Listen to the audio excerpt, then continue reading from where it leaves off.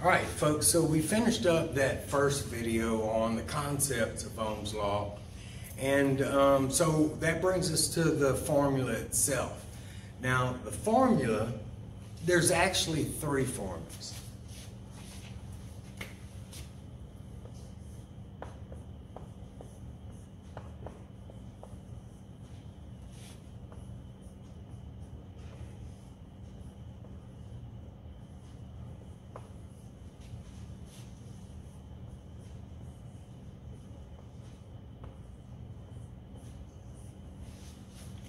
Okay, so like we had talked about before, the importance of the letter designations is being able to recognize the letter in the formula itself.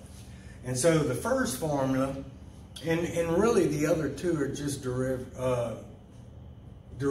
of that first one, but the first one is voltage is equal to current times resistance. Current measured in amps times resistance measured in ohms will give you the voltage value. And then in order to find current, it's voltage divided by resistance. And then in order to find resistance, it's voltage divided by current.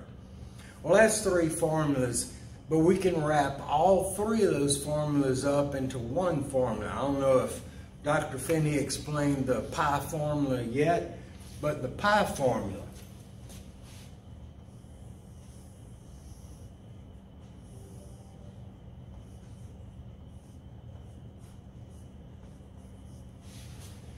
the pi formula is shaped like a circle, and it pretty much determines and tells us what our formula is. For example, if we're looking for voltage, we cover up the V, and it tells us I times R. There's our formula. Voltage is equal to current times resistance. If I'm looking for current, I cover up the I, and it tells me voltage divided by resistance. Now, on a multiplication problem, it doesn't matter what number you put in first, but on a division problem, it does. So make sure that you enter your voltage in first, divided by the resistance, okay? And then finally, our last formula, the resistance is equal to the voltage divided by the current flow. So the pi formula includes all three of the individual formulas. So when we use it, it's pretty much easier to use this one here. Just cover up what you're looking for, and it tells you what to do. I and R side by side, we multiply, and then up and down means divide. So how are we going to use this formula?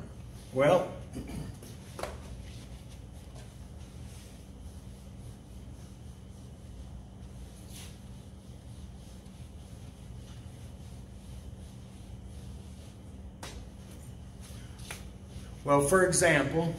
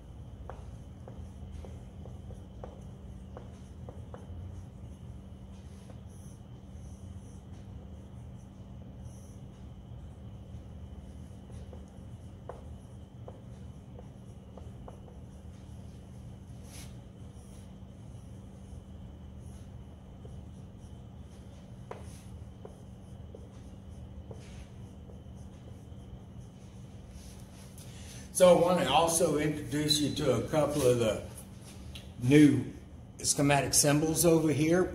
The symbols are for the different meters, the voltmeter, simply a circle with a V in it. The amp meter, again, a circle with an A in it, and the ohm meter. So if we're looking at this over here, we have a DC source, have a resistor, and have an amp meter to indicate current flow. So on a quiz, you'll probably see questions like, if this were 10 volts, and that was 7.5 kiloohms, how much current would you have? Or 10 volts,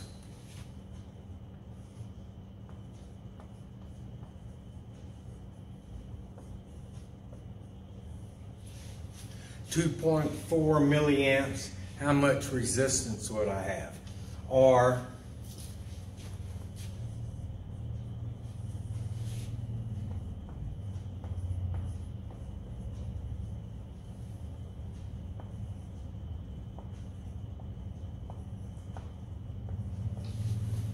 how much voltage would be produced if I had 22.3 milliamps flowing through a 1.8 kiloohm? Well, the first thing, folks, straight up, you got to know the basics as far as the individual exponents go. So this goes without saying. Get this copy.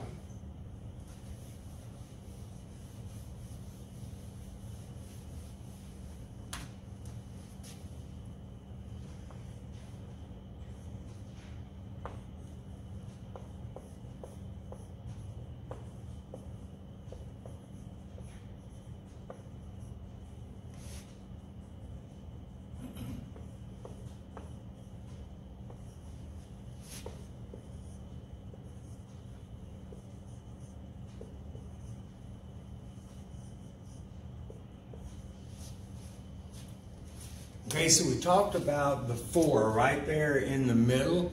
And so mega is exponent 6, kilo is 3, milli is -3, and then micro is -6. And then the letter designations and the corresponding units of measure. Folks, every number has to be followed by the proper unit of measure. Okay? So let's look at it. The first one we're looking for is I. So if our formula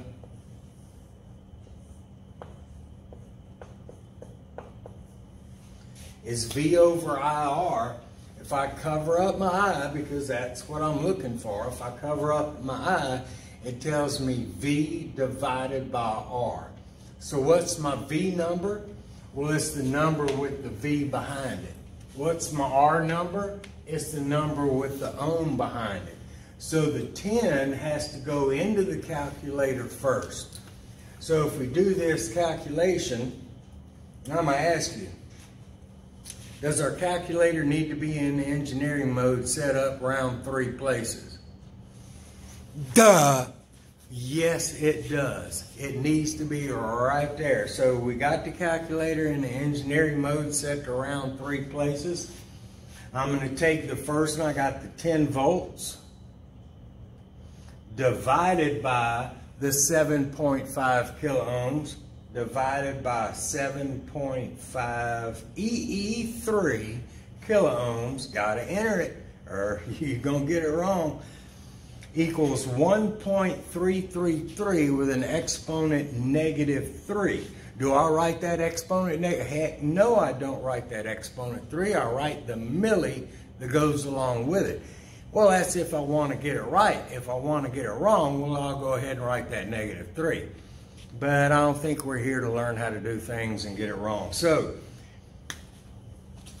answer would be 1.333 milli, and it is current, so it is measured in amps. So my correct answer would be 1.333 milliamps. Now, let's look at this next one. This next one, I got voltage and current given, and I'm being asked for resistance. And if I come over here and I cover up my R on my formula, it tells me voltage divided by current. Again, my voltage number is the one with the V behind it. My current's measured in amps, so I know that's my amp value. So the formula says that 10 volts divided by, now that's 2.4 milliamps. So that's divided by 2.4 EE negative 3 for the milliamps to give me, and it gives me an answer of 4.167 exponent 3. 4.167 exponent 3, which is, that's right, kilo. And since I'm measuring resistance or calculating resistance, that's 4.167 kilo ohms. You gotta have the kilo, you gotta have the ohms. You don't have the ohms, it's half wrong. You don't have the kilo, it's all wrong.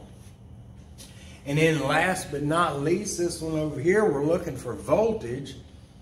So it tells us, we cover up the V in our formula, and it tells us voltage is equal to current times resistance. So my current is the 22.3 milliamps, and my resistance is the 1.8 kilo ohms.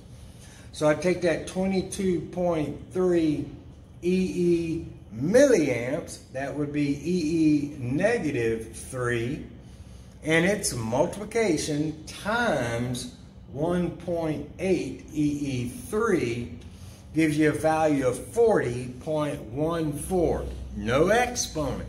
So that tells me there's no prefix. So my answer would be 40.14 volts. 40.14 volts. Okay? So the formula is fairly easy to manipulate. The main thing is going to be getting the exponents and the metric prefixes proper, and also having your units of measure behind your values. Folks, not everything's just resistors anymore, so not everything's just an ohm. We're finding voltage, we're finding current, and so we need to make sure that we designate whether we're looking at for voltage or whether we found current, so on and so forth. All right, so look, that's just some basic problems. What if we had a word problem?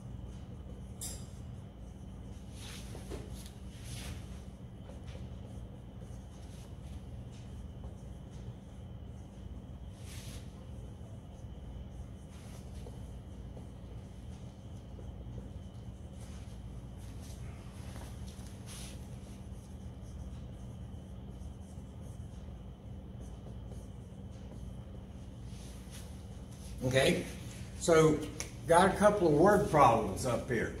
Let's look at the first one. It says, how much resistance is required to limit current to 8.6 milliamps in a 15-volt circuit? Well, the thing about word problems is darn words. You know, if it was all just numbers, it wouldn't be that bad. Well, that's the thing about these word problems. You can take the words right out of it. Who cares what it says? All you're worried about is what you're looking for and the values you have to find it.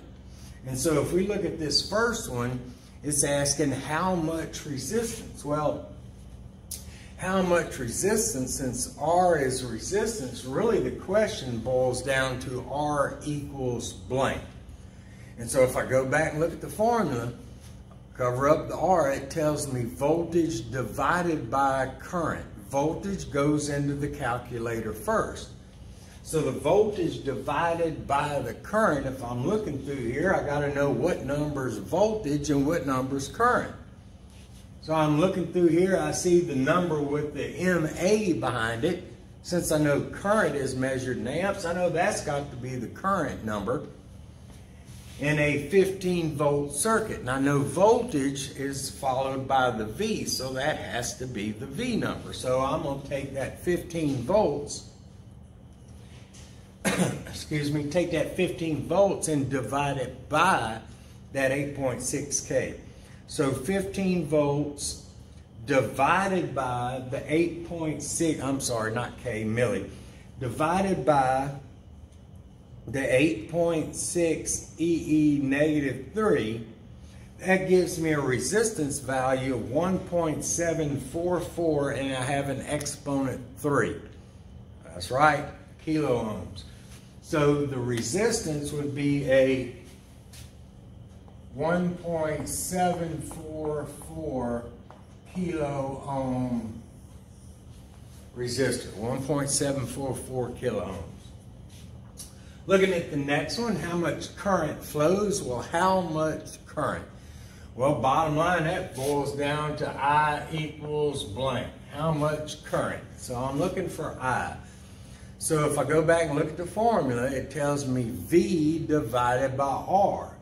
So my V number goes into the calculator first, divided by my ohm value, my R number, 3.7 kilo ohms. So that's 5 volts divided by 3.7 EE3 to give me 1.351 exponent negative 3, which is milli. So that gives me an answer of 1.351 milliamps. 1.351 milliamps is what flows through a 3.7 kilo ohm resistor with 5 volts applied. Last but not least, how much voltage is developed across a 6.8 kilo ohm resistor with 108 microamps flowing through it? So right now it says how much voltage. The question is V equals blank, so I cover up the V in my formula and it tells me I times R. I is my amp, R is my ohm, so I'm going to take that. Does it matter which way I put it in the calculator to multiply? No, it doesn't. So I'm going to take that 6.8 EE3 kilo ohms and I'm going to multiply it times 108 EE negative 6, my 108 microamps, and that gives me a value of 734.4, and look, I got an exponent negative 3 in my answer. So that ain't regular volts anymore, folks. So my value would be 734.4 millivolts. Remember, not every milli is an amp. We can have millivolts, okay? So this is the basic concept. We're going to have another video on Ohm's Law, but that's going to come out next week. It's going to be the review before the quiz.